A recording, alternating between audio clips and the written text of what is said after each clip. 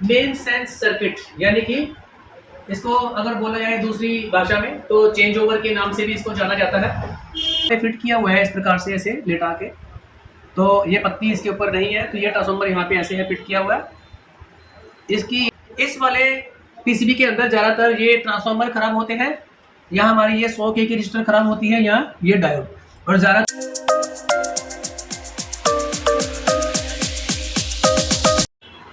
Hello friends, APC take YouTube channel में आपका बहुत बहुत स्वागत है। आज हम आपको लेके आए हैं इन्वर्टर की क्लास में। हम इन्वर्टर में आपको आज मेन सेंस सर्किट के बारे में बताएंगे, जो कि हमारा मेन सेंस सर्किट होता है सभी इन्वर्टरों में। ये हमारी माइक्रोटेक की पीसीबी है और हमारी यहाँ माइक्रोटेक की एसएमडी भी है।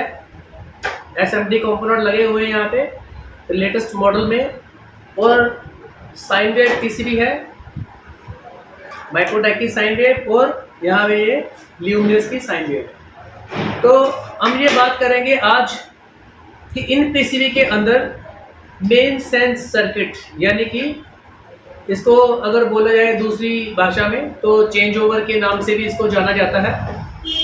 तो फिलहाल इसको हम मेन सेंस ही बोलेंगे, क्योंकि मेन सेंस जो है वो 220 वोल्ट को कम करके मेन आईसी को बताया जाता है कि मेन एसी सप्लाई 220 वोल्ट आ रही है या नहीं आ रही।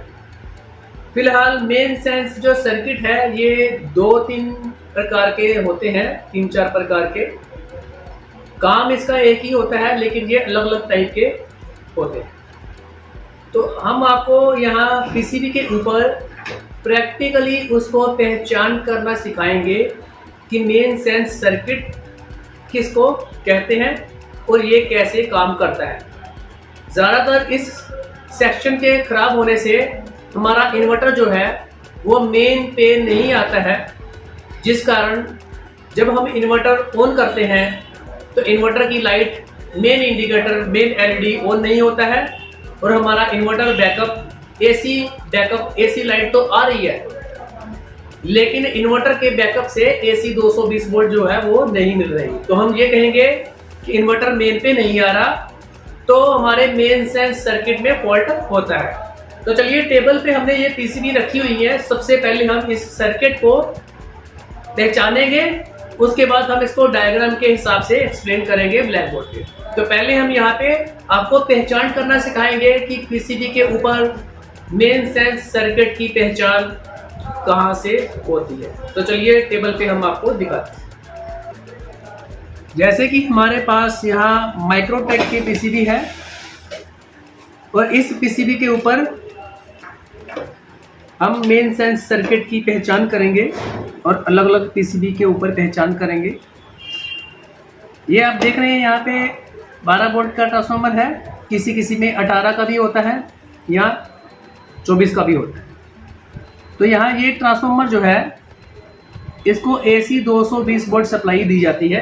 मैं आपको यहाँ पे अलग से दिखाता हूँ ट्रांसफार्मर। जैसे कि ये मार्केट से आपको मिलता है 909 का ट्रांसफार्मर है, 24 वोल्ट का या 12 वोल्ट का ट्रांसफार्मर ऐसा आपको मिलेगा। तो यही ट्रांसफार्मर यहाँ पे फिट किया हुआ है इस प्रकार से ऐसे लेटा के। तो ये पत्ती इसके ऊपर नहीं है, तो ये ट्रांसफार्मर यहाँ पे ऐसे है फिट किया हुआ है। इसकी ये जो पिने हैं ये नीचे से पीसीबी के अंदर लगाई हुई हैं, जबकि यहाँ पे जो मार्केट से मिलता है इसकी वायर निकाली हुई है। तो इस प्रकार से ट्रांसफार्मर ये सेम ही है यहाँ पे जो फिट किया गया है। तो इस ट्रांसफार्मर को 220 वोल्ट की सप्लाई देखेंगे कहाँ से आ रही है। सबसे पहले यहाँ पे ट्रांसफार्मर की प्राइमरी को चेक करेंगे। ये 1 ये 2, देखिए यहाँ पे रजिस्टर आ रही है इसकी मल्टीमीटर में आप देखेंगे। तो मल्टीमीटर में इसकी रेजिस्टेंस है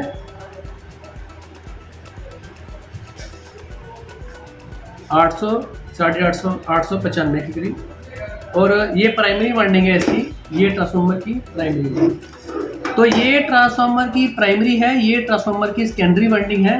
तो हम यहाँ पे देखिए यहाँ तक ट्रांसफार्मर है, तो हम इसकी सेकेंडरी वाइंडिंग में चेक करेंगे। देखिए सेकेंडरी वाइंडिंग यहाँ बहुत ही कम रेजिस्टर दिखा रहा है, तो इसकी पहचान ये है, ओके वाले ट्रांसफार्मर की जो सेकेंडरी वाइंडिंग होगी वो इसकी लो रजिस्टर की होगी, और जो प्राइमरी वाइंडिंग होगी वहाँ पे हाई रजिस्टर्स होंगे।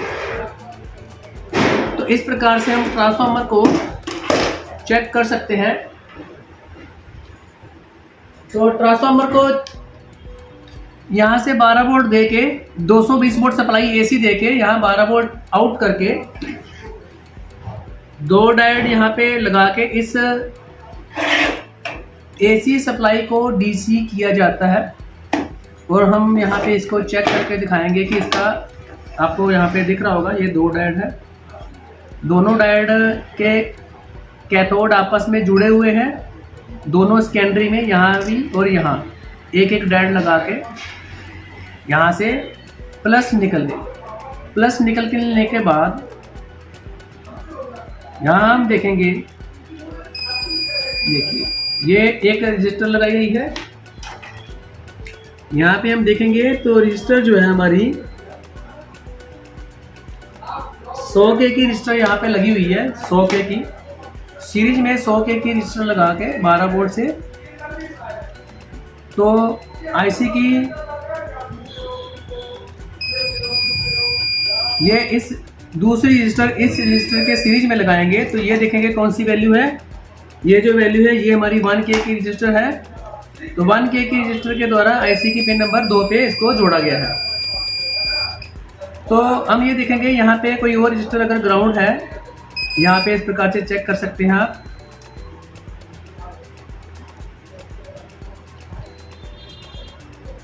तो ये जो 1K की रजिस्टर है, यहाँ पे कोई और रजिस्टर नहीं जुड़ी हुई है। तो ये जो 2 रजिस्टर है, एक 100K की और यहाँ पे एक 1K की, मैं आपको इसका नंबर बताता हूँ रजिस्टर का। ये R14 की लोकेशन में लगी हुई है, R14, और दूसरी जो रजिस्टर है ये R17 की लोकेशन में लगी हुई है, जो कि पिन नंबर 2 से है। बीप करके देखेंगे दोबारा, R17 की लोकेशन में, और ये पीछे R14 की लोकेशन में जुड़ी हुई है, और ये 100 के दोनों डायोड के बीच में है, और ये दोनों डायोड इसकी ट्रांसफार्मर की सेकेंडरी में जुड़े हुए हैं। तो पिन नंबर 2 पे कम से कम 1.5 वोल्ट रहता है। तो यदि यहाँ पे 1 से 1.345 के करीब वोल्टेज ना मिले तो हमारी समझ लीजिए कि मेन सेंस वोल्टेज यहाँ पे नहीं मिल रहे हैं 2 नंबर पे, मेन आईसी की पिन नंबर 2 पे, तो हमारा जो है इन्वर्टर मेन पे नहीं आएगा। इस वाले पीसीबी के अंदर ज़्यादातर ये ट्रांसफार्मर ख़राब होते हैं, यहाँ हमारी ये 100K की रजिस्टर ख़राब होती है, यहाँ ये डायोड, और ज़्यादातर ये ट्रांसफार्मर जो है वो ख़राब निकलते हैं। तो हम आपको ट्रांसफार्मर चेक करके दिखाएंगे अलग अलग टाइप के, कि इस प्रकार के ट्रांसफार्मर को चेक कैसे करना है। तो ये हमारे पास कुछ ट्रांसफार्मर पड़े हुए हैं 3-4, तो हम आपको दिखाएंगे। ये खराब निकले थे पीसीबी के अंदर से। तो इस प्रकार से ये जो पीसीबी के अंदर लगे होते हैं ये ट्रांसफार्मर है। तो इसकी जो प्राइमरी वाइंडिंग है, प्राइमरी वाइंडिंग की रजिस्टर हमेशा ज़्यादा होती है, और सेकेंडरी वाइंडिंग की रजिस्टर जो है वो हमेशा कम होती है। देखिए यहाँ पे 2 वाइंडिंग इधर है और 2 फेस इधर है। देखेंगे यहाँ पे, चेक करेंगे, यहाँ पे टोटल हमारी रजिस्टर बहुत कम आ रही है, इसका मतलब ये सेकेंडरी वाइंडिंग है। और इस तरफ जो है यहाँ कुछ नहीं मिल रहा, तो इसका मतलब ये प्राइमरी वाइंडिंग थी जो खराब हो चुकी है। अंदर से ये ट्रांसफार्मर, इसकी वायर जो है वो जल चुकी है प्राइमरी वाइंडिंग की, या फिर यहाँ से ये हीट होने के कारण ये कनेक्शन टूट चुका है। तो ये ट्रांसफार्मर खराब है। फिर से चेक करवाता हूँ। जिस साइड में मैंने आपको बताया था कि रजिस्टर कम मिलती है, मल्टीमीटर में देखिए आप ध्यान से, जिस साइड में रेजिस्टेंस इसकी कम मिलती है वो हमारी सेकेंडरी वाइंडिंग होती है। देखिए रेजिस्टेंस बहुत कम है, 83 के करीब है। और इस तरफ हमारी जो रेजिस्टेंस बिल्कुल नहीं मिल रही, इसका मतलब ये प्राइमरी वाइंडिंग है और ये खराब है, ओपन हो चुकी है। तो ये ट्रांसफार्मर हम चेंज करेंगे पीसीबी के अंदर से, अगर ये ट्रांसफार्मर इस प्रकार से आपकी वैल्यू दिखाता है, क्योंकि प्राइमरी वाइंडिंग की रेजिस्टेंस हमेशा ज़्यादा होती है। तो इसमें चेक करेंगे यहाँ पे वैल्यू, यहाँ भी कुछ नहीं दिखा रहा है, मल्टीमीटर सही है, नहीं दिखा रहा कुछ। इस तरफ देखेंगे, यहाँ भी देखिए ये सेकेंडरी में कम दिखा रहा है लेकिन प्राइमरी में कुछ नहीं दिखा रहा है। तो इसका मतलब ये हमारा ट्रांसफार्मर खराब है, ये भी खराब है। अब इसको चेक करेंगे कि इस प्रकार से आपने ट्रांसफार्मर चेक करने हैं। यहाँ देखिए, यहाँ कुछ नहीं दिखा रहा,